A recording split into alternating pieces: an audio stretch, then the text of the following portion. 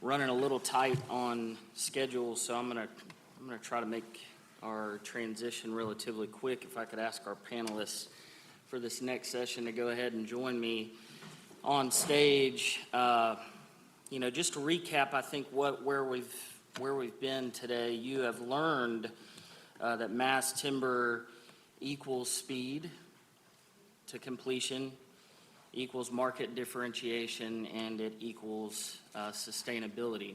You've also learned that it has an incredible impact on our forested environment by giving landowners that confidence to reinvest in their facilities, reinvest in their land, and make the conscious decision to replant a tree. I'm excited about this panel discussion because I think it sits at this question of business and sustainability.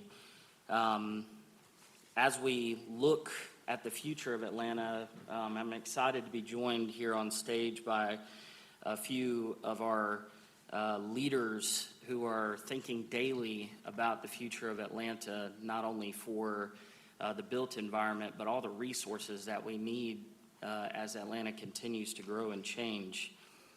It's my pleasure to introduce, as a part of this panel, State Senator Sonya Halpern. Senator Halpern spent her career at the intersection of community development, education, and economic mobility. She has a great perspective on forestry and the forestry economy, having served on the Senate Forest Innovation Study Committee that was chaired by Senate President Pro Tem John Kennedy. In 2023, focused on exploring new pathways for mass timber, sustainable aviation fuels, and so much more. Dave Williams is a Chief Policy Officer for the Metro Atlanta Chamber. Dave's team is really at the center of understanding what companies need as they are choosing Atlanta as a place to locate, and he is a friend of mass timber. Appreciate you being here, Dave. Mike Alexander has got to catch a plane here today, so I'm going to try to get you out of here on time. But Mike is the COO of the Atlanta Regional Commission, and ARC is no stranger to this audience, really serving as the metro area's hub for long-range planning and data. And excited to hear from Mike about what they see as the future of Atlanta. And then last but not least, Sally Riker serves as the Vice President of Strategy and Growth for the Southeast at Atlas. She is also the immediate past chair of the Council for Quality Growth, which serves as an organization focused on quality development here in the state. She is a dot connector. Had an opportunity to talk with her ahead of this panel, and I understand her to bring a rare blend of operational insight and civic leadership to the work that she does at Atlas and your volunteer efforts. So as leaders in attracting and managing growth in Metro Atlanta, I want to start by exploring the next 5 to 10 years. And Mike, we'll start with you as the data expert in the room. We're projected to grow Metro Atlanta by nearly 1.8 million people by 2050, if I'm understanding the data correctly. Can you tell us a little bit more about ARC's view of the near and long-term demands for the construction sector and how demand is considered and how redevelopment is considered as well? Yeah, absolutely. I think I turned this on. There it is. Wow, you got to hold that close. Good morning, almost afternoon, everyone. Can't say enough how great it is to be here with you today. Of course, we make long-range forecasts. We're on Series 17, which means ARC's been making forecasts every 4 years. And we've done it 17 times. So, growth across the planet is actually flattening. I think some of you have heard me talk about the demographics globally, how that's impacting Metro Atlanta. But Metro Atlanta is, and has been over the last 25 years, third or fourth, depending on how you calculate the geography and net population change, right? The best indicator of a region's growth potential is mean January temperature. Kidding, not kidding, right? So we've been very, very successful. The Southeast has been very successful. If you're thinking long-term out to 2060, the latest Woods and Pool forecast, which are national forecasts, so I can get apples to apples, the Southeast is expected to add another 24 million people, right, out to 2060. So that's the best indicator of the future market I can give you. We do think in our land use models, when we're trying to figure out how much traffic we're going to have in the future when we run our transport model, the redevelopment potential is actually very high. And what's the number one growth change that we've experienced in the last 2 years? 3 years? Data centers, right? So I'm texting the staff again, what's the number today? 35 data center proposals inside the 15-county North Georgia Metropolitan Water Planning District area, right? So the least likely thing that's going to get built is a regional mall. The most likely thing right now is a data center. And so high level on the redevelopment side, some things have happened that we've been watching that really are I think, so interesting to see. We're seeing suburban office parks get redeveloped. I never thought that would happen, but it is happening, right? We're seeing retail developments. Everybody remember Value Village down at Moreland Avenue?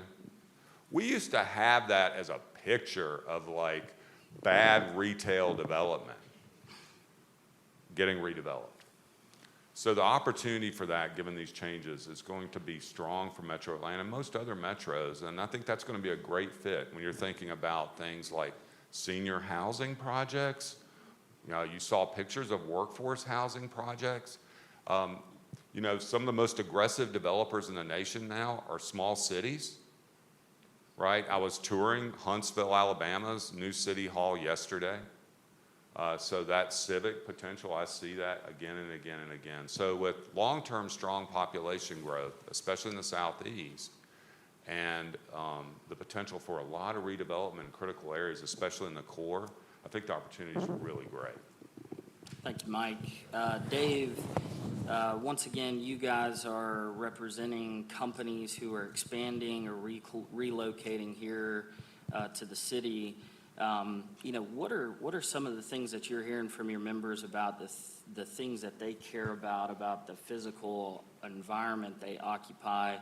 We've talked a lot about carbon today, carbon footprint. We've talked about talent management and acquisition. What are you hearing, and what are you hearing today that you weren't hearing 10 years ago?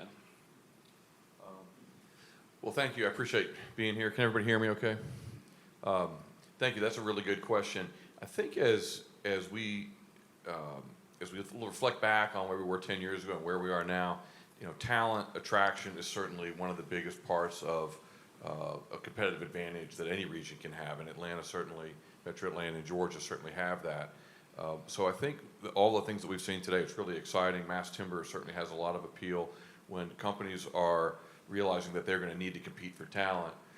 Having a workspace that is really exciting and cool and fresh, and we reminded about biophilia and biophilic environments.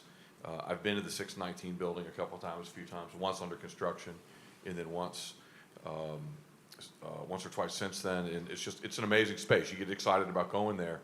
I think as you're trying to recruit workers and retain them, to have a space like that is really important. And not only to have that employee on your payroll, but to have them in the office, have them in the workspace. That's something that we're really trying to do.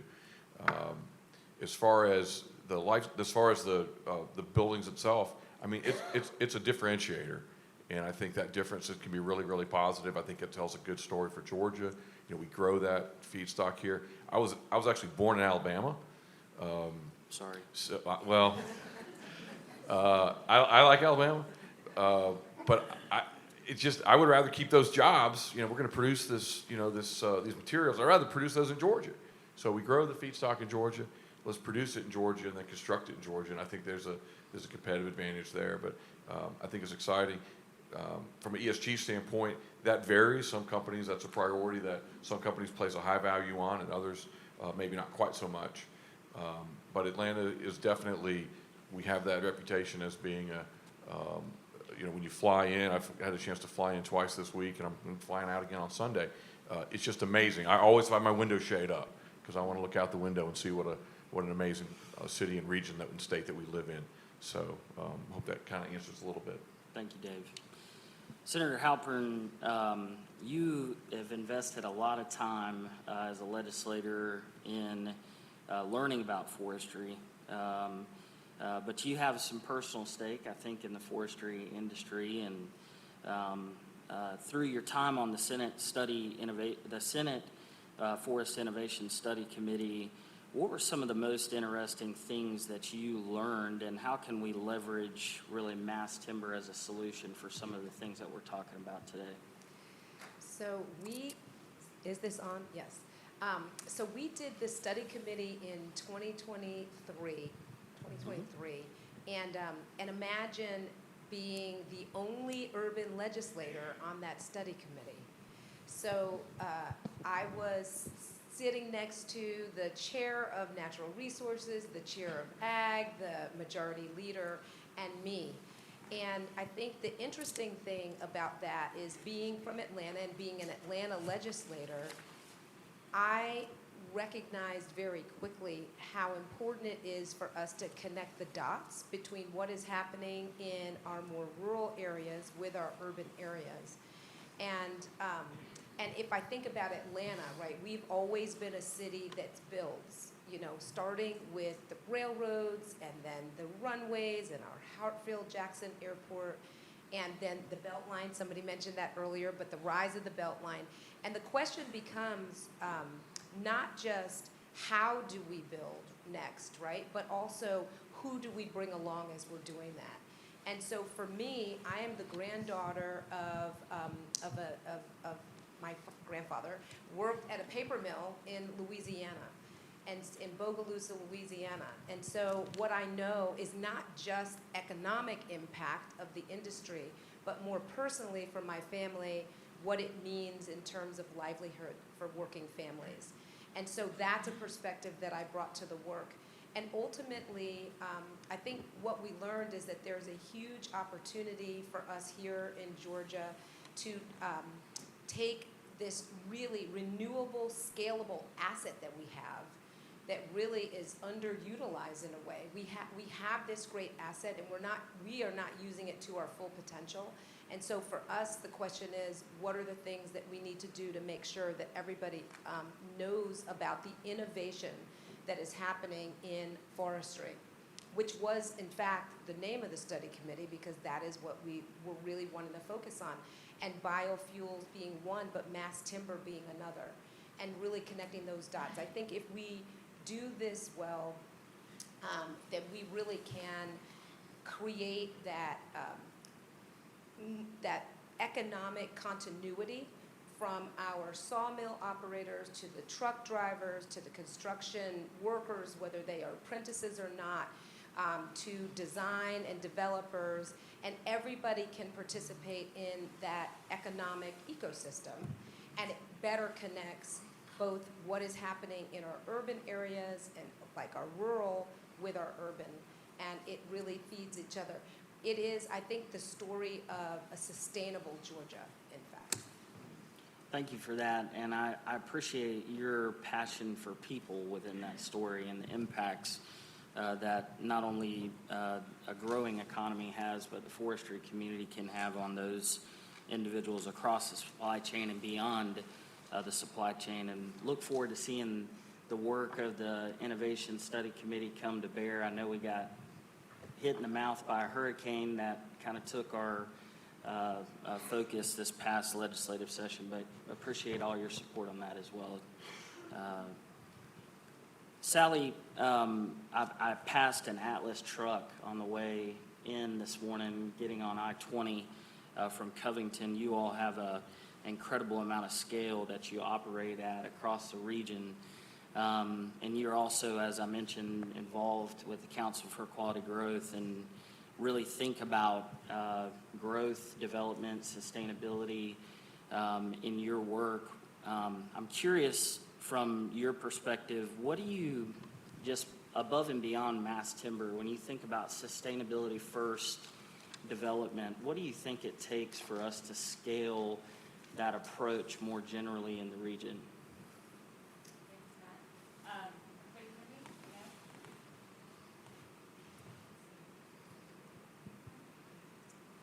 Try it again.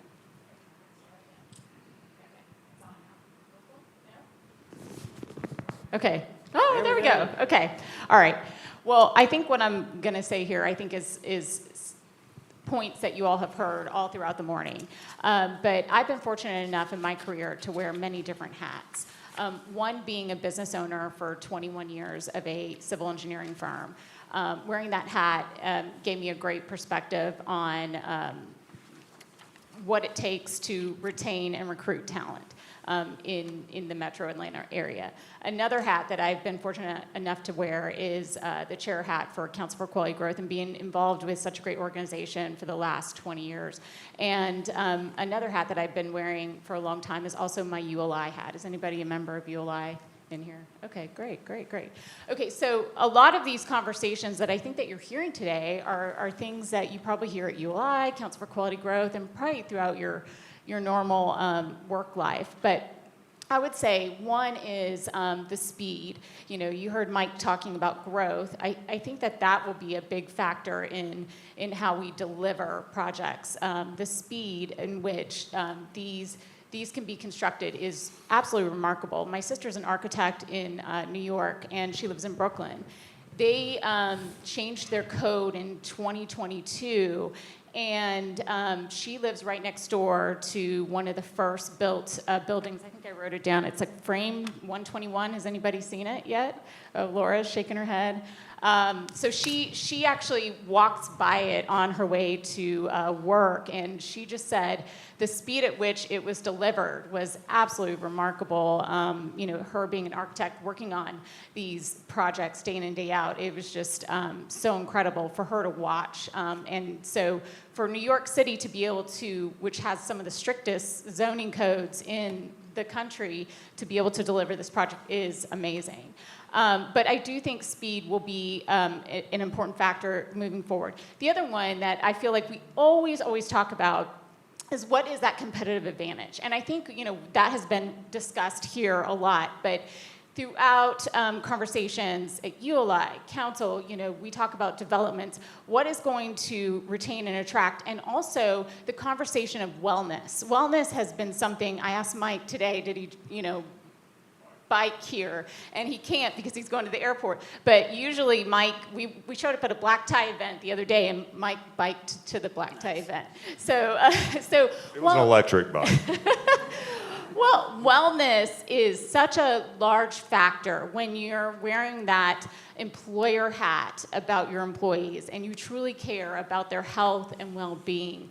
You know, having such a beautiful space to be in, to create in, I mean, you're spending most of your work hours, 8, 10, 12 hours in a space, and what does that mean to your employees? So having such a beautiful space to be a part of does mean something to people that you want to retain and attract. And so it does give the competitive advantage to what people are looking for in their developments. The last one I think is so important, of course, is the sustainability aspect. And Laura Colin and I were talking beforehand, and Woodworks actually did a case study that I was reading up on for ponds, which was important to the point of not only were they looking at the sustainability piece of it, but the sourcing piece. And sourcing it from local Georgia was so important to the impact. And I think, you know, right now we're talking about tariffs, and, you know, there's a lot of tariffs going on in Canada, but maybe perhaps, you know, the sourcing of what we have available here in Georgia, it's going to be even more and more important, and I think definitely scalable. So thank you, Matt. Thank you. That's, I think, a great segue into what we want to talk about next, which we're constantly in this kind of chicken and the egg situation, right, Matt? Where in order for us to realize the full benefit of the market for mass timber for our forestry landscape, we really need to attract more manufacturing. And we need to make sure that Nick and the guys at Timber Lab are running 3 shifts first, right? But we need to also attract more manufacturing to the state. In order to attract manufacturing, you got to demonstrate consistent demand. So we're kind of in this forever loop. So I want to talk next about how we kind of scale mass timber in Georgia to make it more mainstream as a part of our built environment. And Mike, I'm going to start with you. Based on what you're seeing in regional planning, which building types or locations in Metro Atlanta kind of make the most sense for that approach right now? Yeah, so just building on what I already said, just through our review processes at the ARC for large-scale developments, we've seen 20 redevelopment projects in the last 2 years that were either office or retail getting converted to other uses. And it's typically going to be redeveloped into buildings that I think potentially could have a really great design that includes mass timber.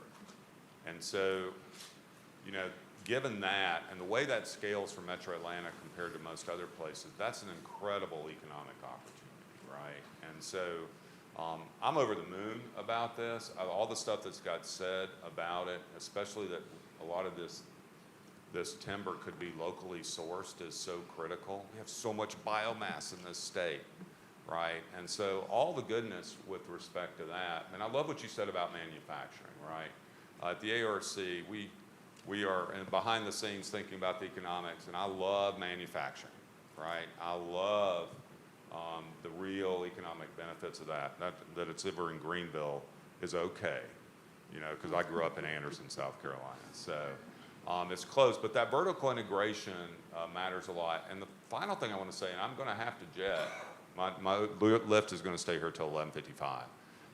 So what's going to hurt us, I'm going to answer the final question, is if we're unable to deliver, especially housing, in the right amounts to maintain our competitiveness.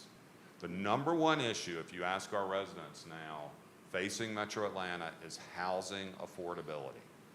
And you guys have all said it, and I understand this, I think, really well. Creating certainty in the building supply and integration in the way we deliver these products is critical. And the way you addressed it earlier in the presentation, I think, is beautiful. Knowing what it's going to cost, what the time savings are going to be, how many people it's going to take, that you can get that material on time.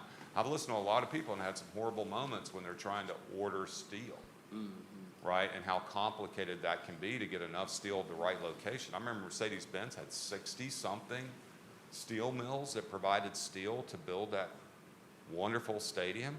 We got Tata back, which is really great. You're not growing it here either. What? You're not growing it here. You're not growing steel either. So the opportunities here, and that's why when Howard Lawley asked me to come over, even though, I got to go, I will always answer the call. And I want to finish by saying, if you need anything or you have a question about what we think about growth, we are a partner. The ARC is really about local governments, right?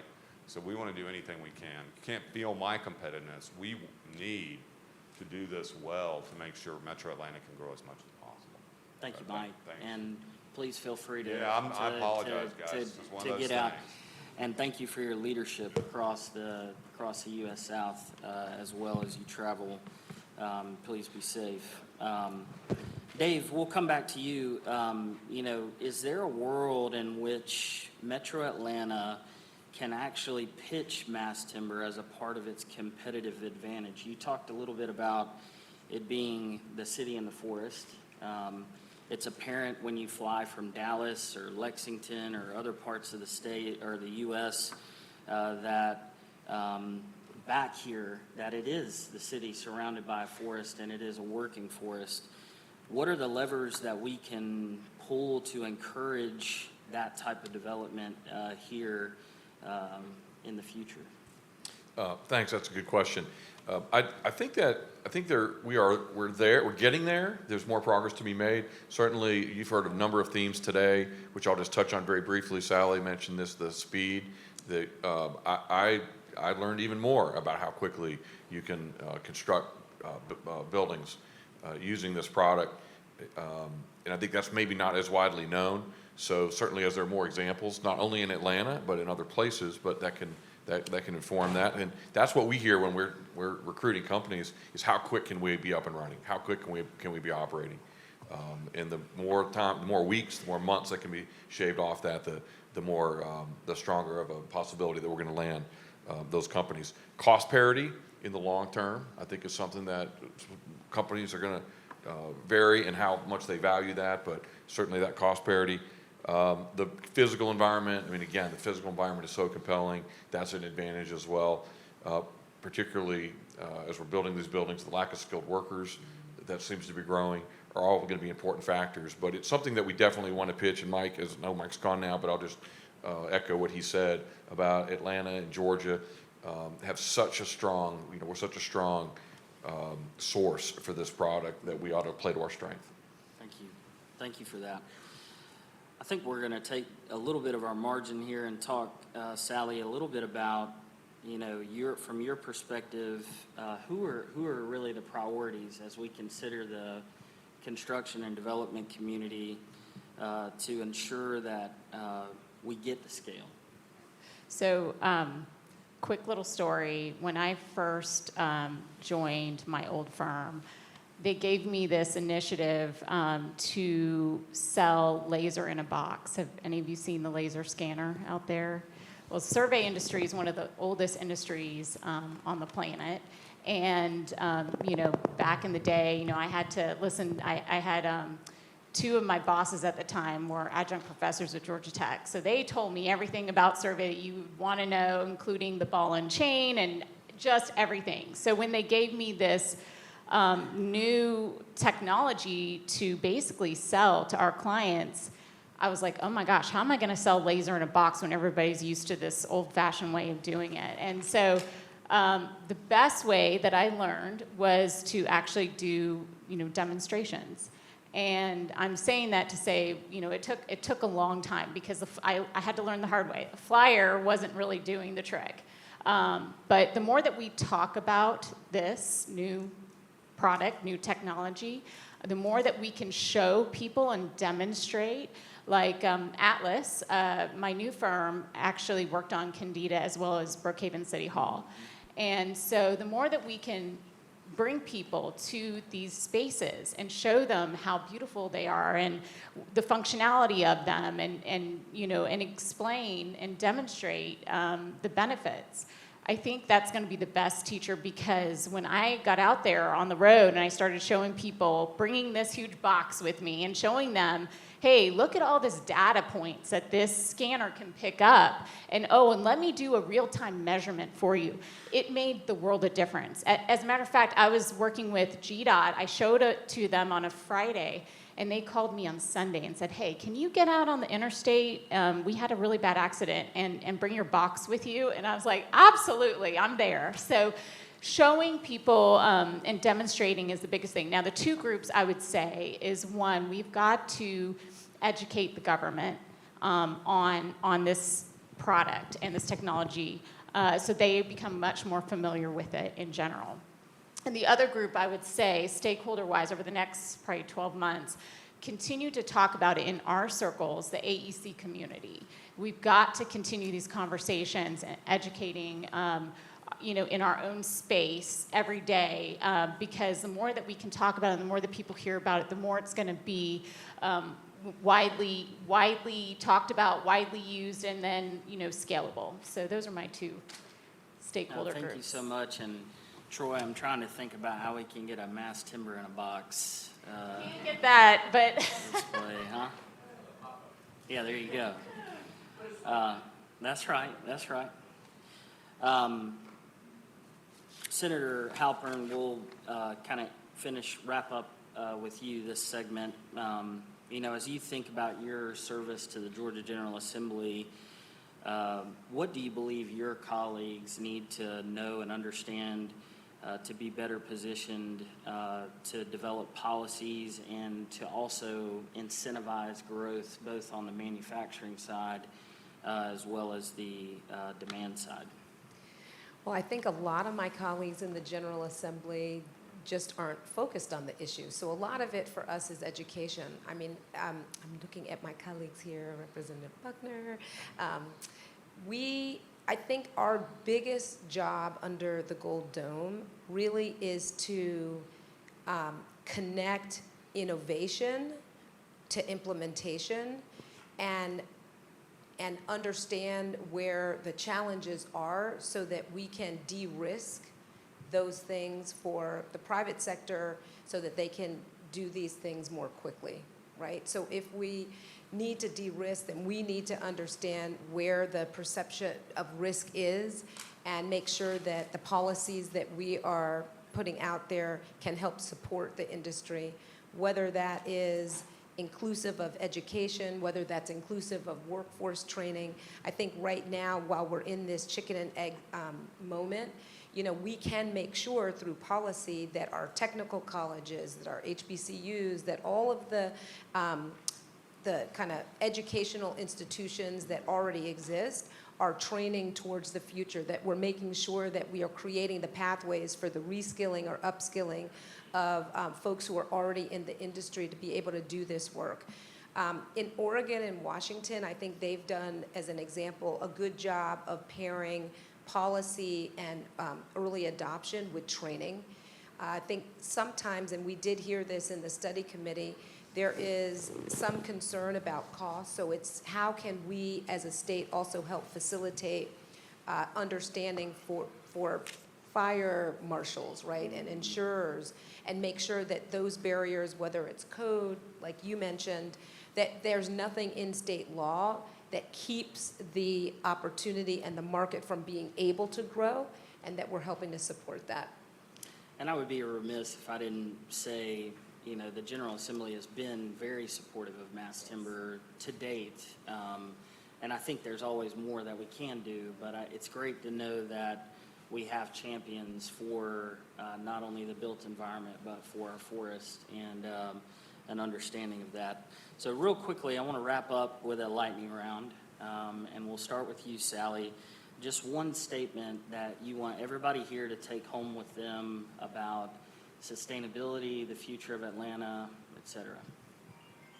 I would love to see where it's not a nice to have, it's a must have, and we all are incorporating sustainability in everything that we do. Senator Halpern? I would say that as we do this the right way,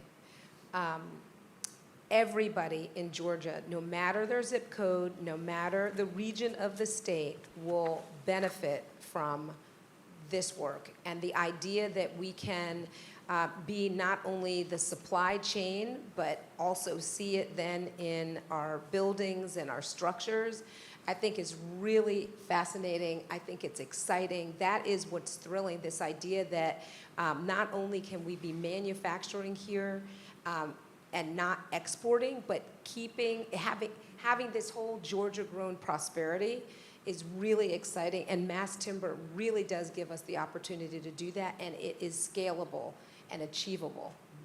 Thank you. Dave?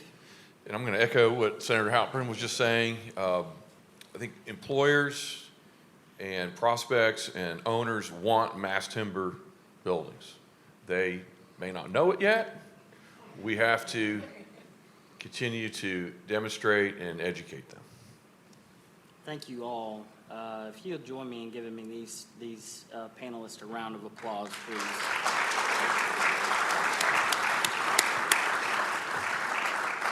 I'm gonna close real quick on one thing. I'm pretty fired up about this, if you guys can't tell. This really is the future of building. This is not just pretty. These prefabricated systems mean that you can stand up a building quicker. You can be more competitive in the marketplace. I think the sustainability story, the more and more that we're learning about it, is becoming one where differentiation is not just a way to command a higher lease rate. It's a way to signal as a company that you care about your employees, you care about the places that you live, work, and play, you care about the future of our world and our planet.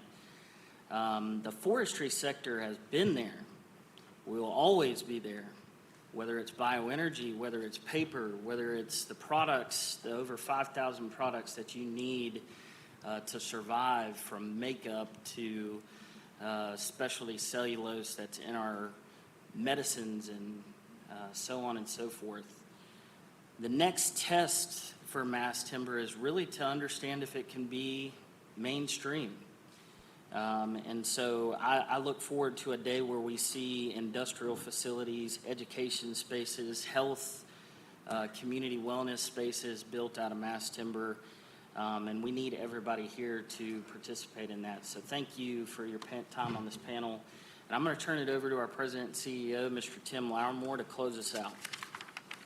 Thank you. You guys can